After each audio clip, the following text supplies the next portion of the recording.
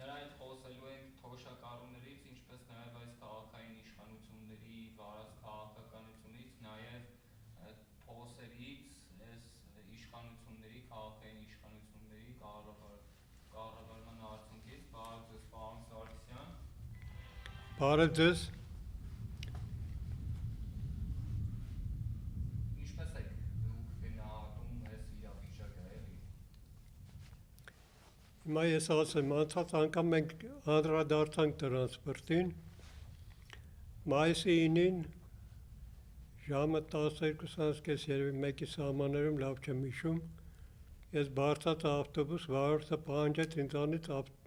տոմս վերցնել, ես իրան բացատրի, որ ձեր Ավինյան կոչեցյալը մինչև հիմա թոշակառուի համար կասա չի դրել, այսինքն դրամարկղ ասածս այնա, որ խոսքի այդ աջի քարտովա ինչովա, որ դեմ տաս, ինքը վճարում է վերցնի։ Ուրեմն 10 րոպե համառ էշի նման կանգնավ չքշեց, մինչև հետո տեսա, որ ճար չկա, տեղից շարժվավ։ Այդ ամբողջը ես նկարահանել եմ, ձայնագրել եմ, կարաք Կտրամադրեք մեր խմբագրությանը, մենք կտեղադրենք համը։ խնդրեմ, առանց կասկածի։ Ուրեմն բանից ինչ է պարզվում, Ավինյանը երևի զգալով իր սխալները, հետ է կանչե իր հրամանը, բայց մինչև հիմա էշի համառությամբ վարորդներ կան, որոնք ասում են մինչև չստանաս չեմ քշի։ Մի քշեք, այդ 45,000 դրամները շորթեք, ջեպկիր Ավինյանին տվեք, որ քթերը քաշած, դուսա գալի փողոցները, են արշավի, Փաշինյանի, որ ձայն հավաքի նվիրի Փաշինյանին։ Մի հատ ինձ ասեք էլ այդ 45 դրամը թոշակառուից ինչ ես կլպում։ Մեկ, կարմիր գծերի համար 1 միլիոն անգամ ասեցի, հերդ լրիվից լավն է, լրիվ թոշակառուն ես լավն է,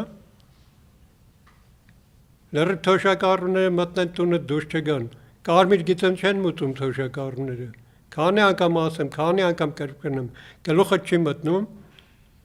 այդ մայթերը, բաները, այ փողոցի մասին, որ ասեց,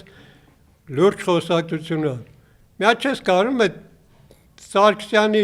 ակաժները քաշես, Սարգսյանը արամա ինչա, մի որակով անի, ինքը բարեկարգում է, մտամ թե Չախոյանը գնում է, ձեռով բետոնը փշրում է, ասֆալտը ճկուտով քանդում անում է, թոշակառուին ստիպում եք, որ 150 դրամ ուծի, ուսանողին ստիպում եք 150 դրամ ուծի, բա ձեր արածն ինչ է, 145 միլիարդ 23 թվին նվիրել եք Ղարաբաղին, թողեք ստե ավտոբուս առնեիք, թոշակառու երթևեկությունը ձրի անեիք, կարմիր գծերը ձրի անեիք, մանկապարտեզներ վերանորոգեիք, կրթությանը տայիք, Էսա էլի ձեր անդաստիրակների սերունդը անդաստիրակություն է մտցնում Հայաստանում, փառք Աստծո քիչ մնաց, տենանք ինչ արնում։ Այս գիտեք, որ Ավինյան Տիգրանը ինչ գումարներ ունի, ինչ տներ իր համար կառուցում, տեղեկացված է։ Դե տեղեկացվածը լրատվականից այնքան որ ցույց են տվել, տեսել եմ, իհարկե կկառուցի, ինչ է եղել, որ այսքան շենքի թույլտվություն որ տալիս է, մի հատ առանձնատուն Պուտինի առանձնատան հավասար ինչա որ չկառուցի։ Իշքան գիտեմ Սևանի ափին է, չէ, եթե չեմ սխալվում։ Իսկ ինչ կասեք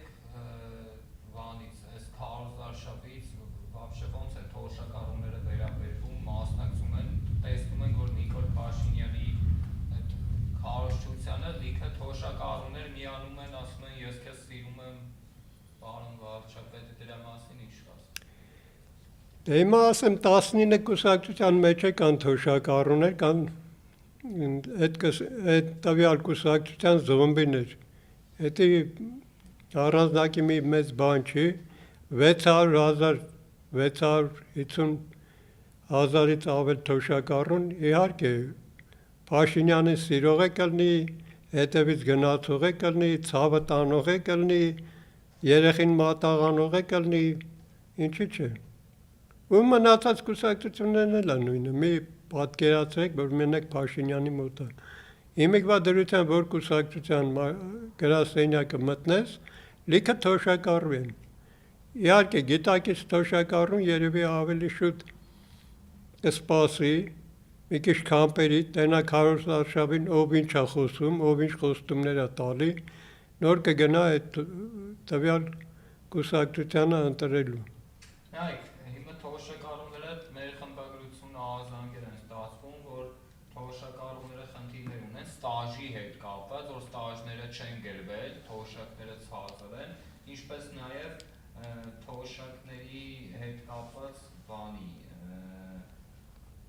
արձերն այդ կանխիկ ստացման հետ կապված, որովհետև թոշակառուներ կան, չեն կարող բանկի համակարգից օգտվել, դրա մասին ինչ կասեք, դուք նման ահազանգեր ունեք։ Ես ոչ թե ունեմ, այլ խորհուրդ եմ տալիս այդ թոշակառուներին, ով որ ահազանգում է, խնդրեմ իմ համարը 91 81 18 19։ Ով ուզում է կարա զանգի, ես խորհուրդ եմ տալի, մարդիկ գնանում են, այնտեղ որ հանդիպում են այս ձև ասած պատի, այսինքն չի են հանդիպում, հեռախոսը սիրուն փոխանցում են ինձ, տվյալ աշխատողին ես խնդիրը բացատրում եմ իրան, որ իր գործը չի, ինքը պետք է դիմումը ընդունի, ուղարկի, պետությունը կտա չի տա, դա արդեն մեր հետագա քննարկման գործողության հարցերն են։ Իսկ ինչ կասեք թանկացումների վերաբերյալ, թոշակառուն այս թանկացումներին ո՞նց է։ Հիմա ես ձեզ ասեմ, ճիշտն ասած, ես շոկի մեջ մտա, երեք առաջ օրը խանութ եմ մտել, սովորական էսկիմոն, որը 3 տարի առաջ, ընդամենը 3 տարի առաջ, 23 թվականին, արժեր 80 դրամ,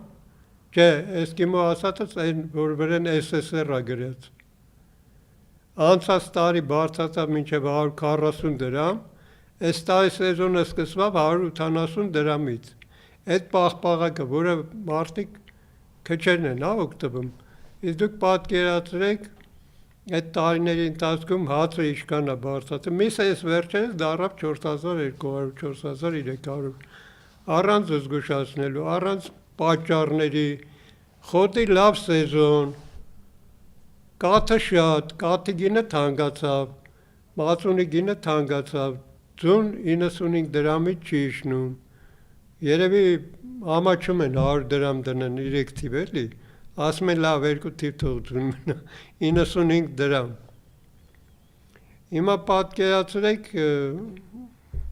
ամեն ինչը, ոսպը, սիսեռը, ամեն ինչը թանկացել է։